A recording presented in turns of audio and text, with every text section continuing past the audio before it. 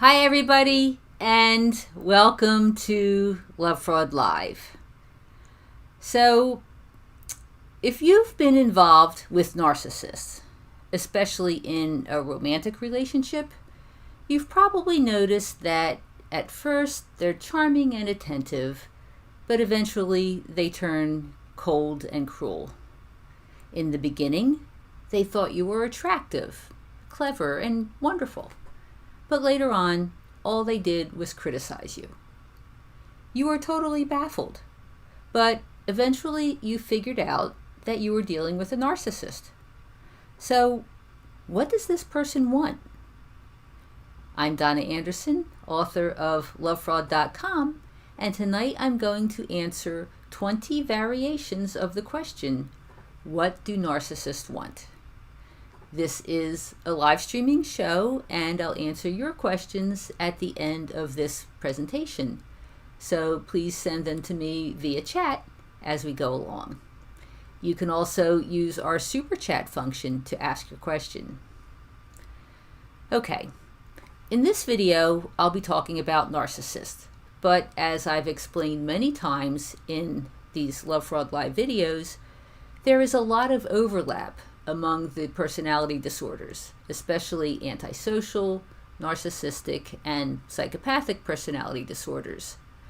In fact, narcissism is actually a function of antisocial personality disorder and psychopathy. Therefore, these questions and answers may very well apply to individuals with those disorders as well. So let's get started. Here are the 20 questions and the answers. Question number 1. What do narcissists want? Here's the bottom line. Narcissists want what is called narcissistic supply. So, what's that? Well, Tiffany Ketterman, who is a licensed professional counselor, explains it in our Lovefraud webinar video, which is called Understanding Narcissistic Abuse. Tiffany explains that narcissistic supply is, and I'm quoting her here, anything or anyone that feeds the narcissistic person's ego and keeps the person artificially pumped up, protecting their fragile view of themselves. So, this could include fame, admiration, compliments, good looks, money, a prestigious career, or the image of a perfect family. Question number 2. What do narcissists want to hear? Well, they want to hear anything that feeds their ego or makes them look good, like compliments, flattery, and praise. If you have a problem with their behavior for any reason, narcissists are definitely not interested in hearing anything about that. Question number 3. What do narcissists want sexually? They want physical stimulation and praise for their performance, whether or not they deserve it. If they seem to want to please you, it's only so you can praise them. Narcissists are not truly concerned about your feelings or your enjoyment. Then, depending on their level of antisocial and psychopathic traits, as I said, there's a lot of overlap among these personality disorders. Narcissists may also want to sexually control you. Here's question number 4. What do narcissists want in a woman? They want a woman who makes them look good, preferably somebody who is beautiful and successful. Or they want someone who has assets that they can exploit. Or they want someone who is compliant, someone who does what they want and feeds their ego. So basically, they want a woman who will provide their narcissistic supply du jour. Here's question number 5. What do narcissists want in a relationship? Narcissists want a partner who is useful in some way. They may be looking for sex, services, money, connections, a place to live, entertainment, or someone to complete the image that they want to portray. Narcissists are not looking for companionship or someone to grow old with, except of course they may want you to take care of them when they're old. Here's question number 6. What don't narcissists want you to know?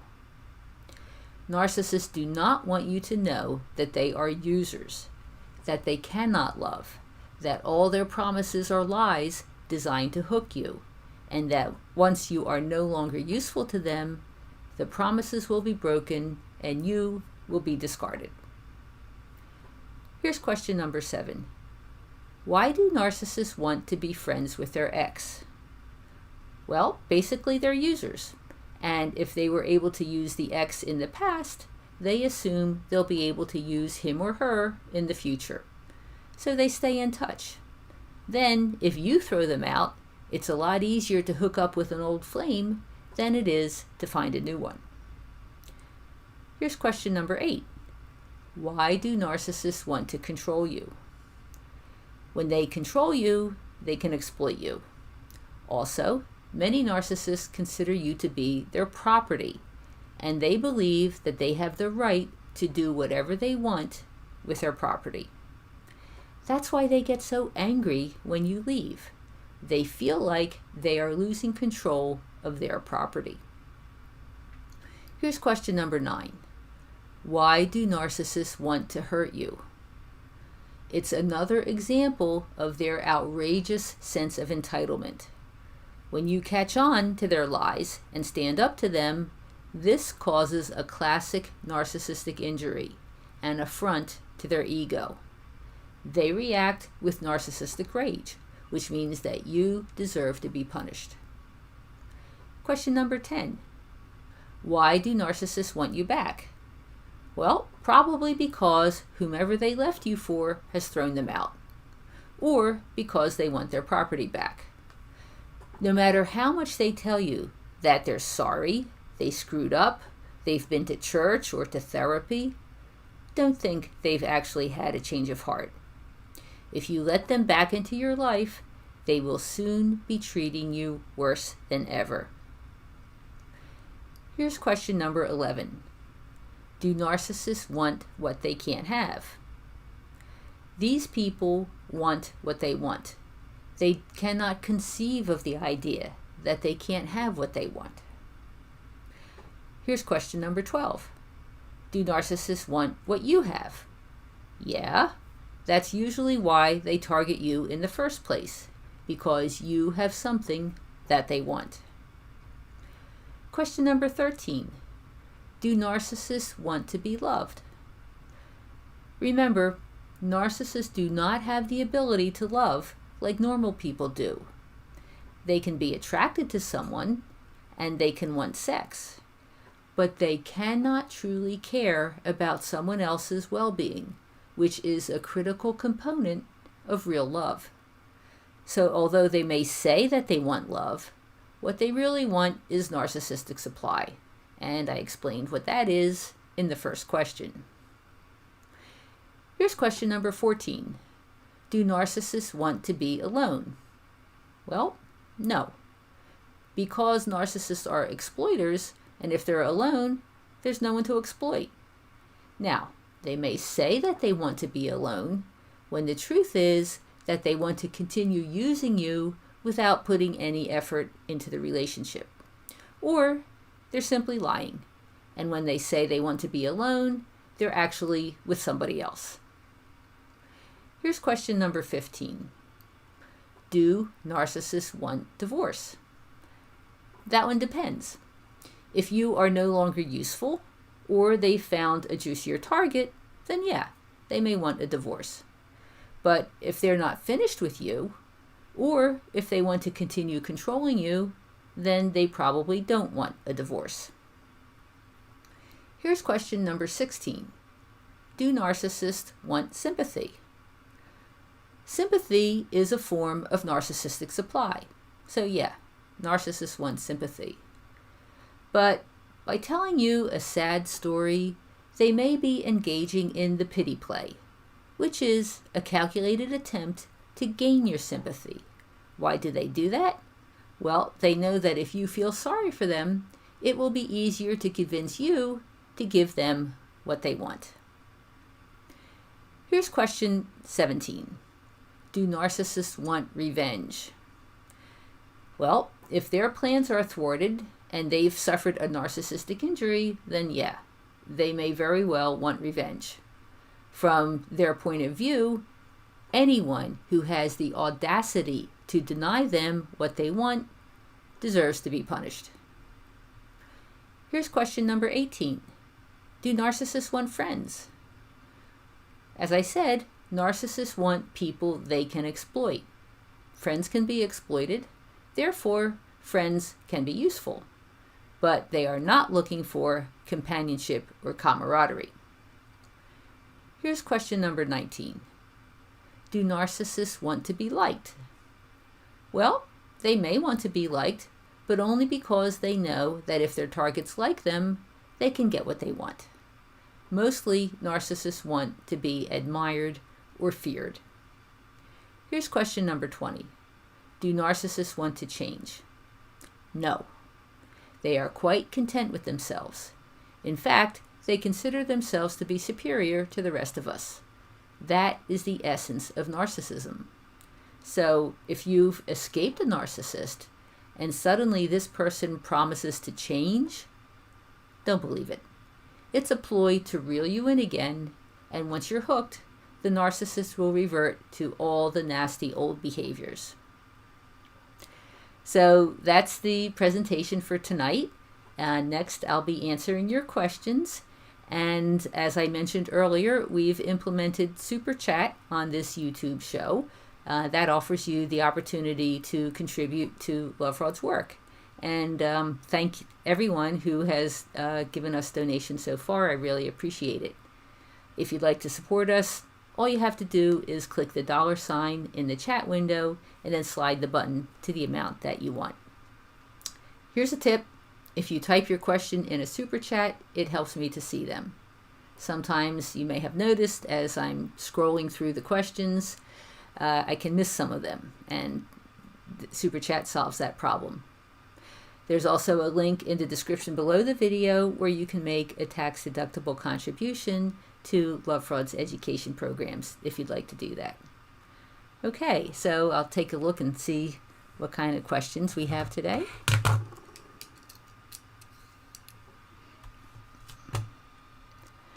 Okay, so Apple asks, do you think borderlines are secondary psychopaths? No. Borderline personality disorder and psychopathy are two different things. The key difference is that people who have borderline personality disorder suffer from a lot of anxiety. That's an integral part of the disorder. And psychopaths do not have anxiety. I mean, they're not anxious about anything, pretty much so. So I would say no to that. Now, there really isn't a concept called a secondary psychopath. This gets a little complicated, but there are a couple of factors involved with psychopaths or in the diagnosis of psychopathy and the description of the disorder. But that's highly technical and not really relevant to those of us who are just trying to figure out whether or not this person is bad enough to get them out of our life. So I wouldn't worry about the secondary psychopath concept so much. It's usually just useful in research and not in the day-to-day deciding what to do. Okay.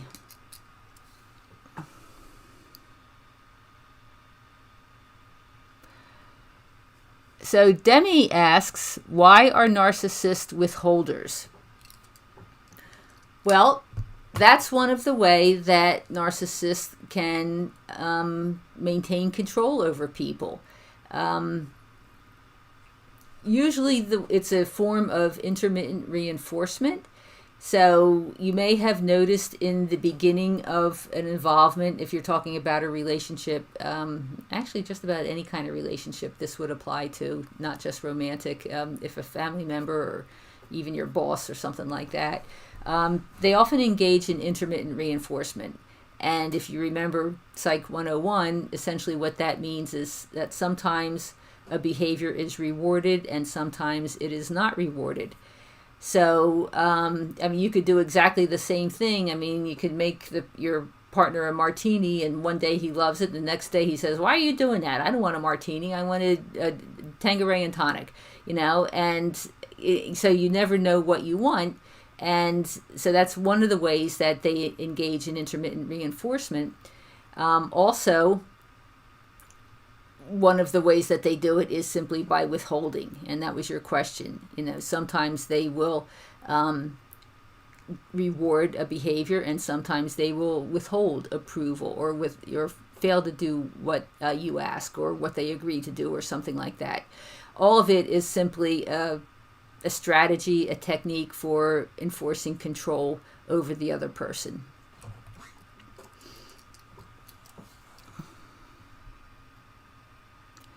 Okay, so Demi asks, I was involved with an overt narcissist. He called me horrible names. Why do they do this?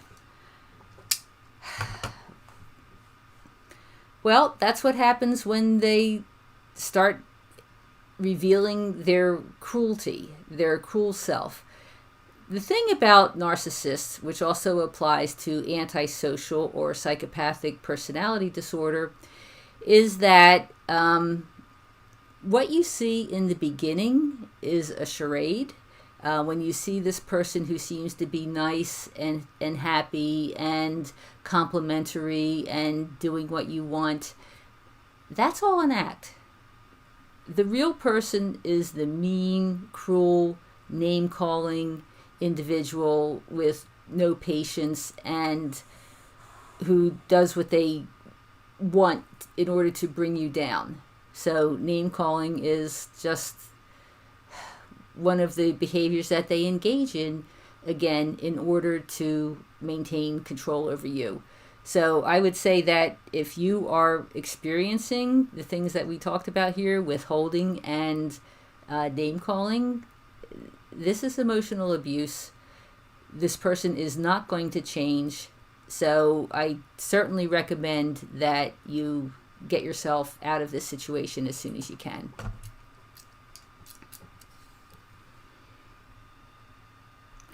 So Josie asks, how can they manipulate and use others so easily and for lengthy periods of time with their abuse?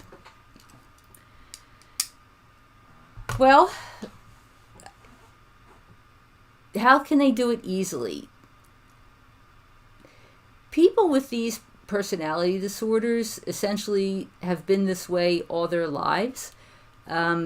These conditions are highly genetic, and what that means is that someone is born with them, and then depending on the environment that they grow up in, the type of parenting that they received, that can either help or hinder the disorder from developing. But essentially, they've been doing it all their lives, and they just get good at it. They've been trial and error. They've been learning what works and what doesn't work, and how to manipulate people.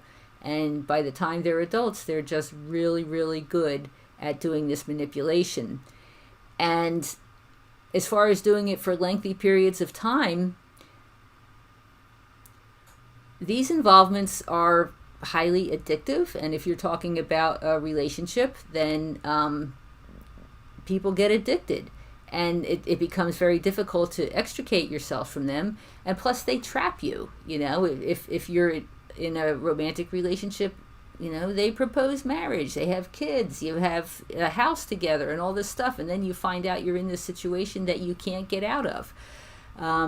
These people also tend to manipulate their family members a lot. And family is around pretty much forever, unless you decide to break off contact, which unfortunately a lot of people who have disordered family members have found that they have to do. So this is the way they live. They can keep it going for a long time. They can come up with another sob story and make another apology, and people want to believe that the person is normal or don't understand that they'll never change, and so it just keeps going and going and going and going. So yeah, it can go on for a long time, and that's why it's so important to understand that they will not change. This behavior, once a narcissist or antisocial or psychopath is an adult, it's not going to change. So the sooner you recognize what you're dealing with and you get out of the situation, the better off you are.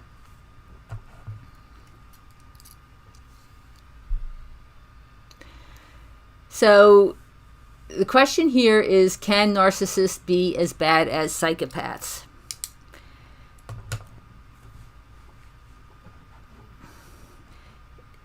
That's just kind of dependent on the individual. They're all bad news. And I've said this before, is that it's maybe interesting from an intellectual point of view. Oh, I got a super chat from Lena. Thank you so much. I appreciate it. Anyway, they're all bad. And, you know, some people tend to think that, well, you know, this person might be a narcissist, but at least it's not a psychopath. They're damaging. You know, if you're involved with anybody who has these personality disorders, it will damage you. It will make your life miserable. So, I mean, bad is a relative term. Psychopaths have no conscience, but narcissists don't have much of a conscience, you know, so it's I mean, they're all bad. Can they all be murderers? Yeah. Can they all be thieves and criminals? Yeah. Can they not be thieves and criminals? Yeah. I mean, you know, people have the idea that psychopaths are all serial killers. Well, very few psychopaths are actually killers, and even fewer are serial killers. I mean, most psychopaths do what they do without killing anybody, not because they know that it's wrong. It's just they don't want to get their hands dirty, or they recognize that, you know, if they kill someone, they might go to jail. And they're just doing a cost-benefit analysis here, so they may or may not want to do this. So anyhow, bad is a relative term. I would say that definitely if you recognize that you're dealing with someone who is somewhere in this spectrum, somewhere in the matrix, just get out. You know, it's interesting to try and figure out exactly what the disorder is. But if you're not a therapist, or if you're not testifying in court, it really doesn't matter. They're bad news, and you want to get rid of them.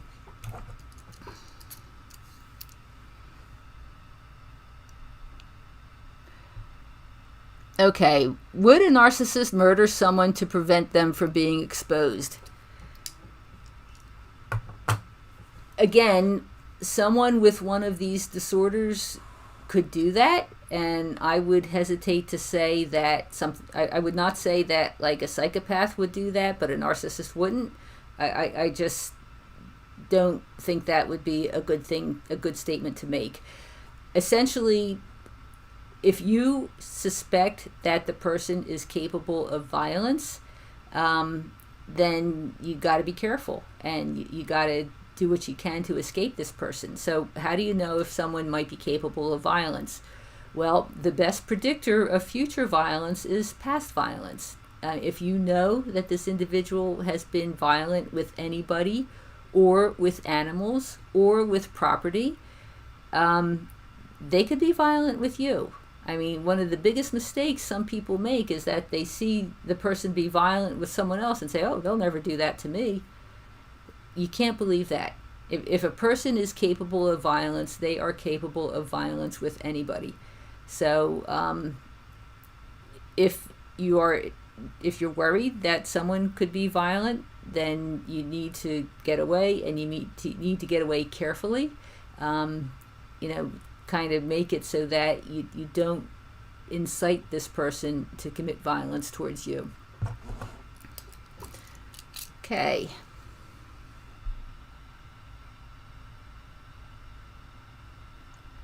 So Tina says he had 10 kids and told me he had none, lied about his whole life.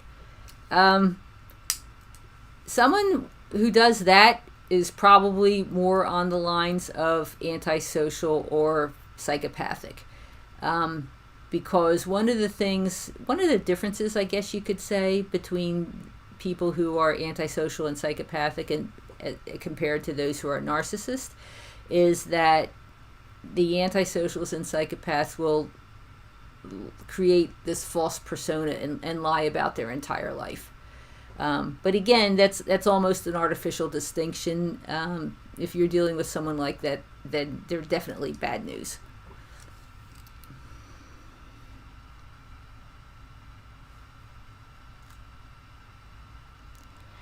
Unknown says, really, is it genetic? Yeah. Research has shown that antisocial personality disorder, psychopathy, those two are about 50% genetic. Perhaps narcissism as well. I'm not sure on the percentage for that. But yes, these disorders, essentially, people are born with it. And whether it actually develops, I mean, it's not cast in stone that if you're born with it, you're definitely going to get it.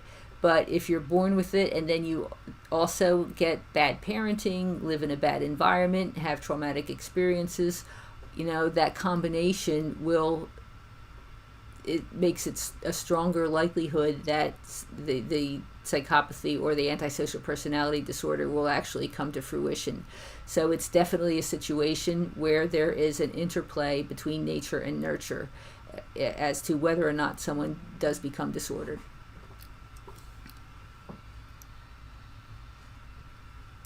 Well, that appears to be the questions that we have for tonight. Thank you so much.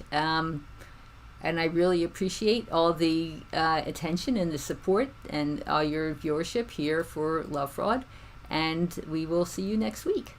Talk to you later. Bye-bye.